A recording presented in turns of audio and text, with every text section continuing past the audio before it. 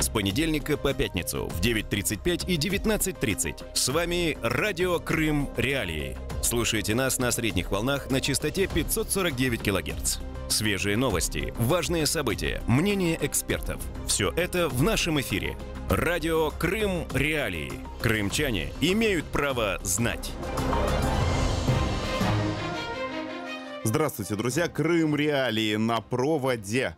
Мог бы сказать я, если бы речь шла о каком 19 веке. Но, простите, все-таки частоты дают о себе знать. 549 АМ. Милости просим к нам в эфир. 8 800 10 06 926. Дозванивайтесь. Пусть вы иногда звоните, а не звоните, но ведь главное, что дозванивайтесь, друзья. Бесплатный номер, поэтому анонимность и, собственно, экономию гарантируем. Сегодня будем говорить о многих вещах, о многих и разных, в первую очередь связанных с тем, как по-разному сложились судьбы публичных лиц операции по смене флага в Крыму. Тех людей, которые были, собственно, главными медийными персонами всего того перформанса под названием «Крымская весна», который мы наблюдали 2 года назад на полуострове. Тем более, что на этой неделе судьба подбросила нам информационный повод. Буквально накануне подконтрольное России законодательное собрание Севастополя отправило в отставку Алексея Чалова, того самого народного мэра, который 18 марта 2014 года в Кремле жал руку российскому президенту и ставил свою подпись под документом о, скажем так, присоединении Крыма к Российской Федерации. Заявление об отставке Чалый написал еще в конце декабря 2015 года после конфликта с Сергеем Миняйло, российским губернатором города и, собственно, протеже Кремля.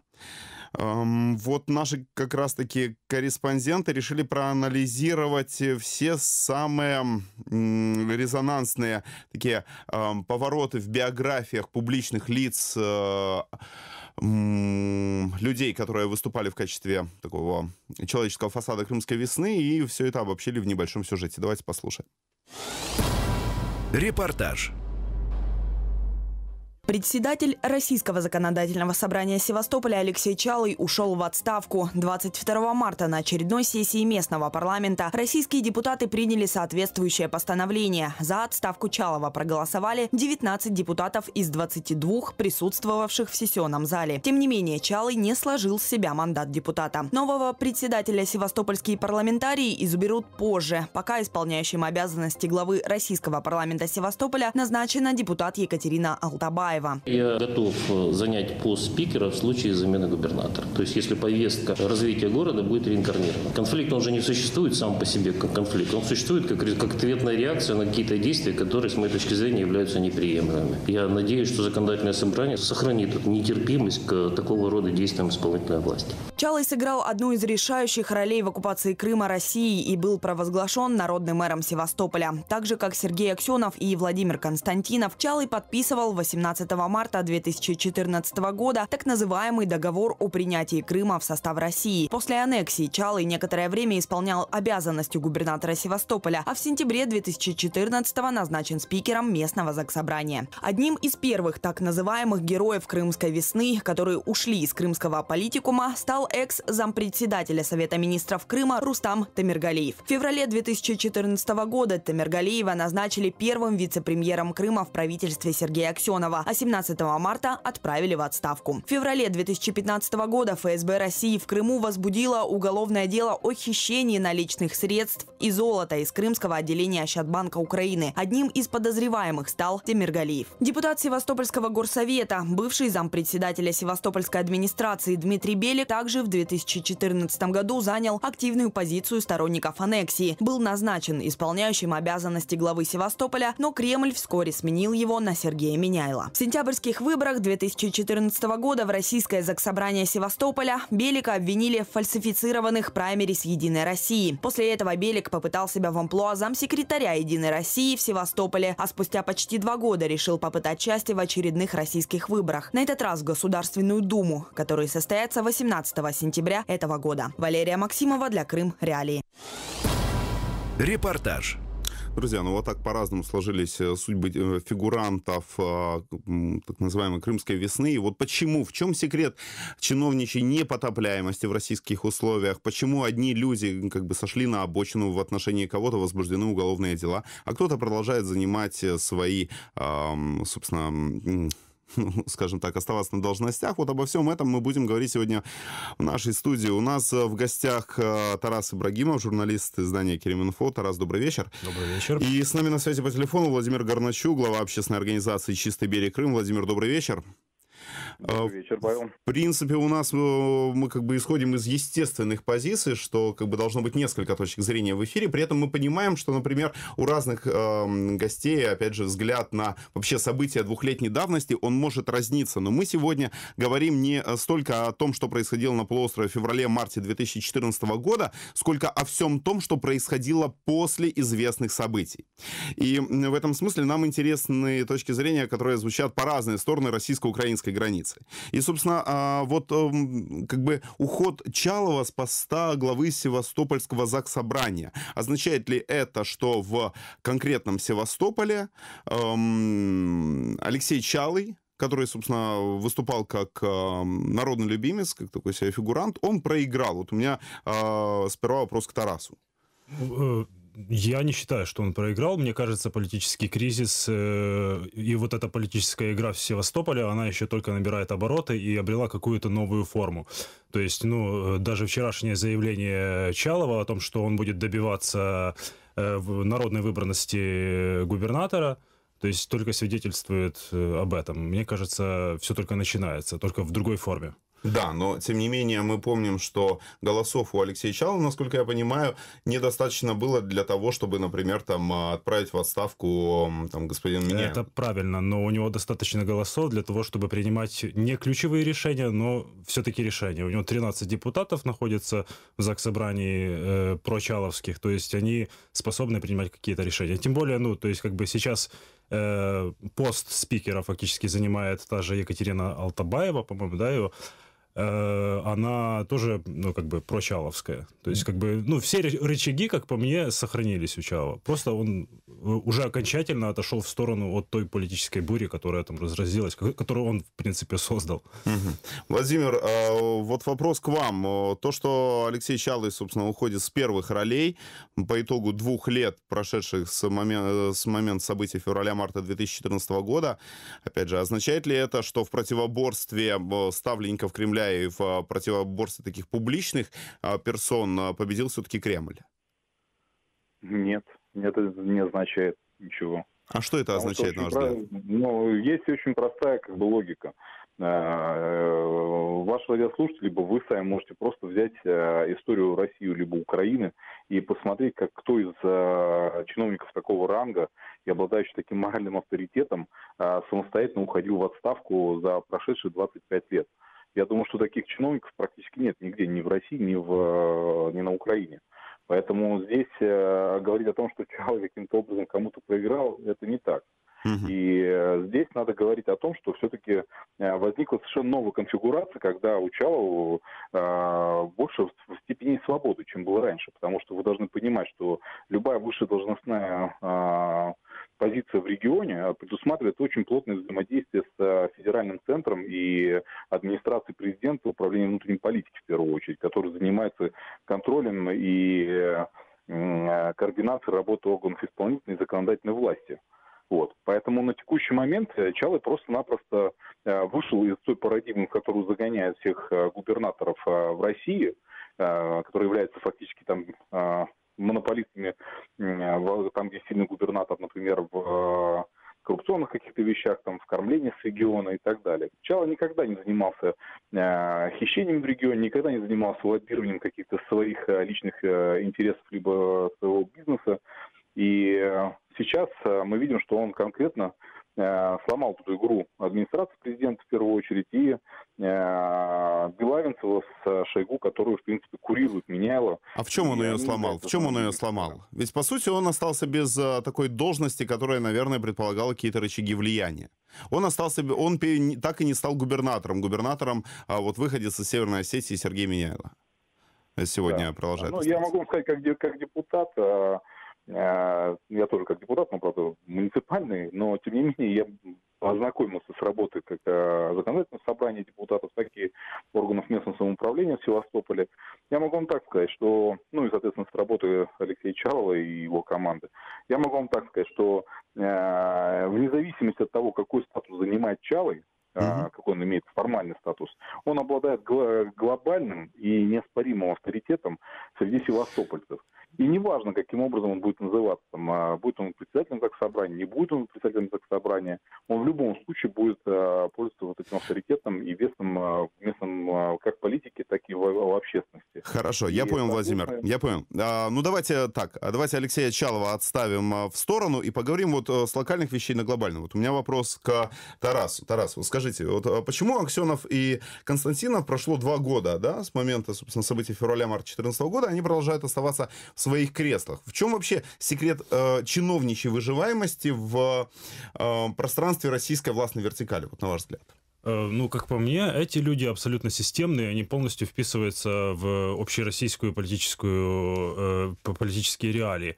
А что касается вот Алексея Чалова, он человек абсолютно несистемный, и как бы я тут абсолютно согласен с нашим собеседником, что он, ну, как бы, понимаете, я лично вот вчера был очень огорчен, как бы расстроен тем, что все-таки, ну, никто не ожидал этой отставки, ну, как бы все надеялись, но она, ну, думали, что она все-таки будет там как-то дальше в последующем произойдет. Как по мне, завершился самый интересный политический кризис в Севастополе. Политическая жизнь в Крыму после аннексии, вот очень точно ее описал, по-моему, в интервью Познеру губернатор Меняйло. Парламент — это не место для дискуссий. Также... Ну, собственно, он цитировал в этом смысле Бориса Грызлова, который точно так же раньше говорил то же самое о Государственной Думе Российской Федерации. То есть, в принципе, политика в Крыму, она неинтересна и абсолютно системна и предсказуема в какой-то степени. Значит ли это, что, например, господин Аксенов или господин Константинов могут позволить себе делать все, что угодно, но пока они будут лояльны по отношению к Москве, они будут сохранять свои должности? Абсолютно.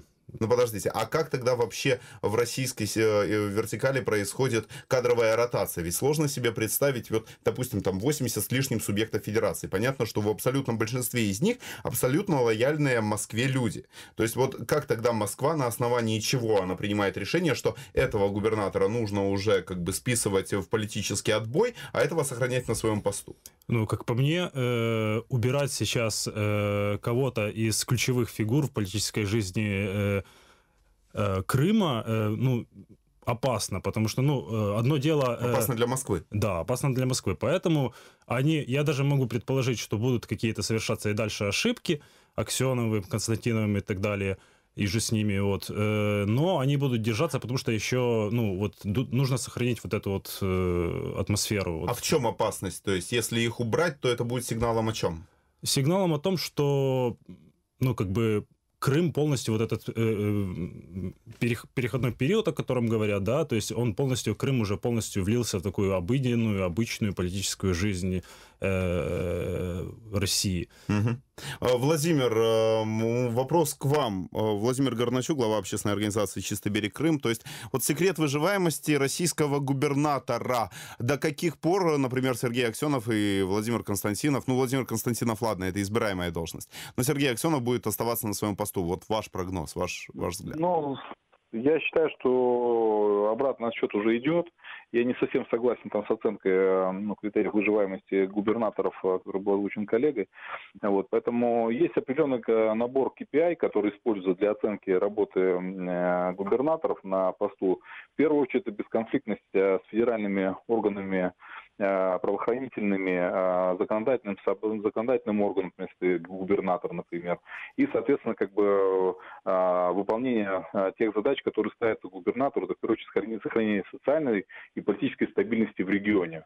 Вот. Аксенов, как правильно сказали вы, сейчас выполняет функцию такого символа, который вернул в Россию в Крым, и, соответственно, у него там, конечно, карт-бланш намного больше, чем у обычного губернатора. Обычного губернатора уже давным-давно бы отправили на покой за те кунштюки, которые он вытворяет, вот, вместе с Константиновым. Друзья, поэтому... Да. Поэтому сейчас мы наблюдаем картину, когда сейчас, грубо говоря, там копилка грехов, которые наполняются черными шарами у Аксенова, она постоянно наполняется. И последний визит Путина, когда он обещал повесить тех, кто не выполнит федеральные целевые программы, они как раз вот относились к самому Аксенову. Он это прекрасно понимает, это видно по истерике в которую устроил Аксенов и так называемые эксперты в официозных средствах массовой информации Крыма в последний день. Понятно. Буквально через секунду о том, может ли Крым быть Чечней и в чем вообще, собственно, феномен Грозного. Радио «Крым. Реалии». Мы в эфире каждый день в 9:35 и в 19:30 по крымскому времени. Слушайте нас на средних волнах на частоте 549 килогерц. Друзья, продолжаем обсуждать, собственно, феномен крымских элит, о том, почему, собственно, после аннексии, после февраля-марта 2014 года Москва не прислала каких-то варягов на полуостров, а оставила крымские элиты, собственно, во всем их чиновничьем великолепии. Вместе с нами эту тему обсуждают журналист издания «Керим-Инфо» Тарас Ибрагимов, а по телефону с нами на связи глава общественной организации «Чистый берег Крым» Владимир Горначук. Вот, собственно, вопрос уже прозвучал. Почему Крыму после смены флага в феврале-марте 2014 года не прислали какой-то, вот, я не знаю, десант там, федерального уровня? Почему оставили, собственно, там, не знаю, господина Аксенова, господина Константинова, господина Чалова, ну, только вот в Севастополь прислали варяга, господина Меняйлова. Вот, Тарас, на ваш взгляд, почему так? Ну, как по мне, просто это люди, которые, собственно, действовали тогда во время аннексии, и как бы это публичные люди, и нужно было сохранить как бы на ключевых постах тех людей, которые, собственно, принимали вот эти ключевые решения в тот... То есть это что, была форма благодарности или что это? Нет, это скорее показать крымчанам, что вот люди, которые вот действовали, люди, которые как бы... Подчеркну такой народный такой субстрат вот всей этой операции, да? Да, мне кажется так. То есть как бы люди, которые абсолютно в этом не задействованы, мне кажется, этот способ бы не сработал бы в Крыму. Как-то... А почему, собственно, например, на ваш взгляд, там именно Сергей Аксенов там стал там публичным лицом всей этой операции? Не кто-то другой. Это стечение обстоятельств? Скорее всего, да. А, Владимир, вопрос точно такой же вам. Почему вот не было какого-то чиновничьего десанта из Москвы? Почему оставили тех, кто был? Вот на ваш взгляд. Ну, я думаю, на случай надо сказать, что я поработал в Совете министров Республики Крым с апреля 2014 года по ноябрь. И, соответственно, я это все лично наблюдал, поэтому я говорю о фактах, а не о том, что думать там или не думать. Ситуация очень простая. Во-первых, команда, которая заходила тогда на Крым, это непосредственно как бы Сергей Аксенов и Константинов, они непосредственно, эти два человека, определяли основные позиции, которые занимали те или иные должностные высоты в управлении как экономикой, так и политикой в Крыму. Никто, так как Аксенов прошел достаточно большую украинскую школу куриной политики, на мой взгляд, и, соответственно, он таким образом внедрял туда как раз вот те практики, которые он видел на примере Януковича и его команды в предыдущие годы. Поэтому начался непотизм, то есть начали назначать родственников, это при мне прям происходило, вызывало зубровый скрежет всех крымчан на самом деле. Назначали любовниц, как это Константинов сделал, 6 своих депутатов, которые были его любовницами, у него целый гарем там фактически, на мой взгляд, в Госсовете сейчас сидит депутатов, которые вообще ни хрена не делают, им ордена дают, хотя они вообще ничего не делают для Крыма. Вот, поэтому никто даже не думал о том, чтобы запускать кого-то из федералов в Крым. А почему отдали Аксенову и Константинову? Павел, я закончу. И очень важно понимать, что когда федералы предлагали свою помощь, такие предложения постоянно поступали, приезжали комиссии, приезжали люди, приезжали делегации там от крупных госкорпораций и так далее. Всех просто-напросто в жесткой форме посылали. Это надо четко понимать. Министерство по делам Крыма просуществовало всего лишь год. Ему просто физически не давали работать со стороны крымского правительства. То есть просто-напросто была негласная задача вообще никакую информацию не давать, никакую отчетность не давать и всех отсюда выживать. Вот и все. Вот простая как бы практика работы крымского правительства на текущий момент. Хорошо. А почему, собственно, Сергею Аксенову Крым отдали в кормление, условно говоря? Это был изначально элемент договоренности или нужно было вот сохранить какой-то, вот, я не знаю, такой вот публичный флер, что вот крымчане во главе с Сергеем Аксеновым отстояли собственное видение будущего полуострова, поэтому вот они сами распоряжаются этим самым будущим полуостровом. Зачем именно Аксенова оставили во главе этой всей властной вертикали? Слушайте, я лично наблюдал, как это все происходило, поэтому могу говорить о своих личных впечатлениях. Во-первых, Сергей Аксенов на момент вхождения Крыма в Россию являлся лидером, который, в принципе, выполнил тот функционал, который ему был поставлен на тот момент. И, естественно, он был единственным лидером, которому доверяли как крымчане с точки зрения человека, который вернул Крым в Россию, так и со стороны администрации президента и так далее. Все прекрасно понимали, кто это такой, его прошлое, его бэкграунд и так далее. Но еще раз говорю, в России Владимир Владимирович Путин, он всегда дает карт-бланш людям на какой-то период времени, обычно это составляет до 3 лет, 2,5-3 года, как правило, для губернаторов, для наведения порядка теми силами, которые у него есть, и ему предоставляется возможность показать свои результаты. Сейчас этот срок истекает, и мы видим, что все больше и больше вопросов, потому что Крым не развивается уже к самому Аксенову. И ему отдавали, как, во-первых, лидеру Крымской весны, и второе, это как человеку, показавшему энергичность, решительность в сложный момент переходного периода. Понятно. Но еще раз говорю, те люди, которые могли в рамках революционной целесообразности быстро и жестко реагировать, они оказались очень на мой взгляд, неграмотными управленцами в рамках существующей системы управления полуостровом. Понятно. Спасибо, Владимир. Владимир Горначук, глава общественной организации «Чистый берег Крым». Мы с нами на связи. Продолжаем говорить с Тарасом Ибрагимовым, журналистом издания Крим.Инфо. Тарас, на ваш взгляд, как будет в ближайший год-полтора развиваться отношения между Симферополем и Москвой? Мы помним, что в 2014 году и даже в 2015 нередко Москва демонстрировала, что полуостров для нее такой себе приоритетный регион. А на ваш взгляд, будет ли эта приоритетность сохраняться в ближайшие месяцы, полугодия, год? Сложно прогнозировать, но, как по мне, ключевым последний промежуток времени был визит Общероссийского народного фронта, организации пропутинской, которая якобы занимается, она занимается мониторингом работы губернаторов. И, в принципе, стоило ожидать... Она снова-таки приехала мирить, по-моему, губернатора и спикера Заксобрания, и, то есть как-то разрулить этот конфликт. И по итогам ее отчета можно было ожидать какой-то жесткой реакции в сторону Сергея Миняйла. С учетом того, сколько он политических ошибок совершил, и насколько он, откровенно говоря, слабый управленец, но такого отчета не последовало. Был очень мягкий фидбэк, что, все нормально, все так да, есть ошибки и так далее. И тогда уже было понятно, что, скорее всего, Чалый даст заднюю. И мне кажется, сохранится... Сейчас интересный вопрос, как по мне, есть ли у Чалова лимит лояльности от Кремля? То есть воспринимает ли еще Кремль как-то Чалова как кадровый резерв? Да. А что касается Миняйла, то, мне кажется, все сохранится более-менее статично и то есть будут работать, как и работали. Понятно. Спасибо вам, Тарас. Тарас Ибрагимов, журналист издания Крим.Инфо, был гостем программы «Крым Реалии». Вообще, на самом деле, когда ты смотришь на ту чиновничью вертикаль, которую наблюдаешь в разных российских регионах, ту чиновничью вертикаль, которая сегодня стоит, в том числе у полуострову, всякий раз вспоминается какой-то Салтыков-Щедрин. Это на самом деле абсолютно какие-то такие классические мотивы из русской литературы, когда лояльность ставится куда выше профессионализма.